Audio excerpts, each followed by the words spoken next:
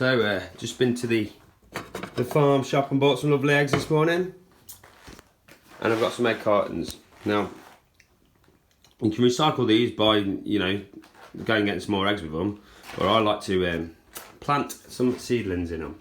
So, all of these plants, you can see I've got chilies, that's a rocket lettuce, bell peppers, some coriander at the back. That was a living plant I bought from the supermarket that's just reseeded. It's starting to grow. If you look in there, you can see some seedlings. Coriander again. These are chilies. You see, I've labelled them. Thinking ahead, you see. And the green onion, spring onion, or scallions. Basically, if you just get some spring onion, save the white bit, bang it in some water. You can just cut the tops. I've done a video on this before. Some thyme that I've grown, some basil that's grown. That's just reseeding now. Look. So the coriander or cilantro.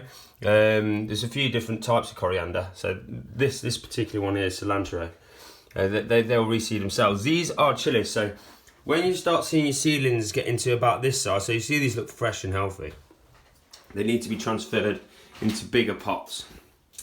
So, yeah, this little fella, he was on his arse yesterday. He's really picked up today with the sunshine. And I know this guy looks a bit wilted after his transfer, but he's picking up as well today. So I've got some happy little plants. These are chilies as well. So, all of this stuff is from shop bought items. So what I like about growing food from something that's in the shop is that you know exactly what type of fruit you're going to get from it. I'll show you how I do it. Anyway, all right, Sam. As you can see, I've got my little helper here. Just beginning to fill the egg cartons up with soil. Fill them right to the top, Eli. You're coming to help as well, Cyrus. Yeah. Okay, don't touch these ones because the chilies and the hot, yeah? So, these are all sort of store-bought things in here. Let's get so you can see a little bit there. So, that is a bell pepper.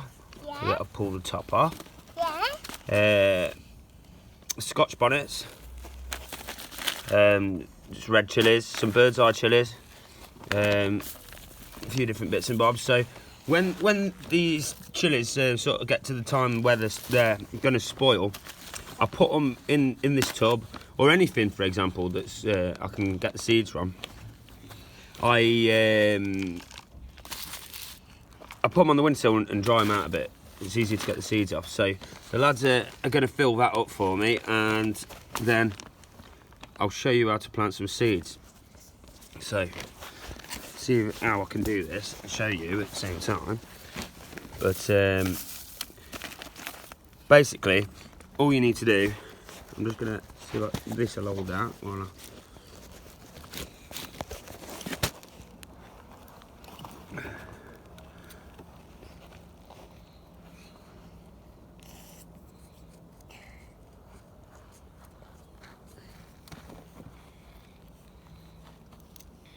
Alright, what I've done, I've cut up the middle of this chili with the scissors.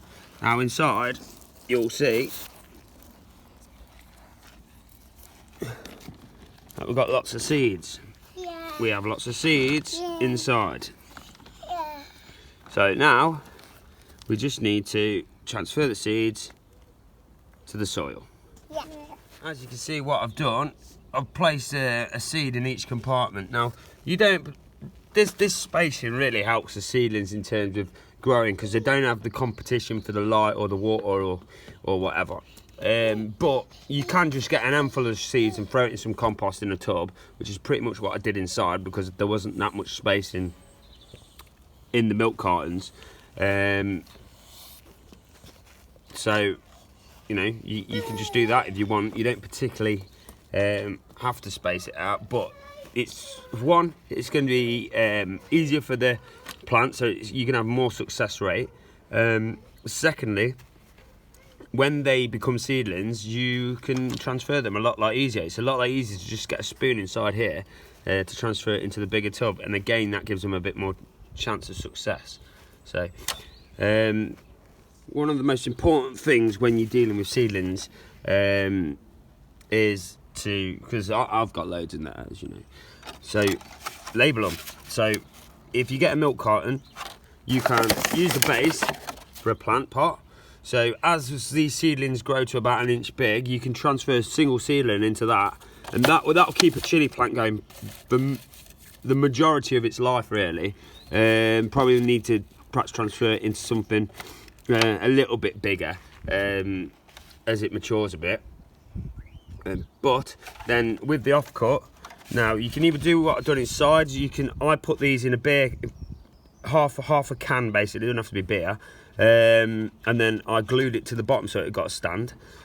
But you can also make these tags. So you can buy these tags from the store. I've made that look, so I know that they're chilies. So once you're at this stage, you want to be just getting your finger and poking the seedling down, like so.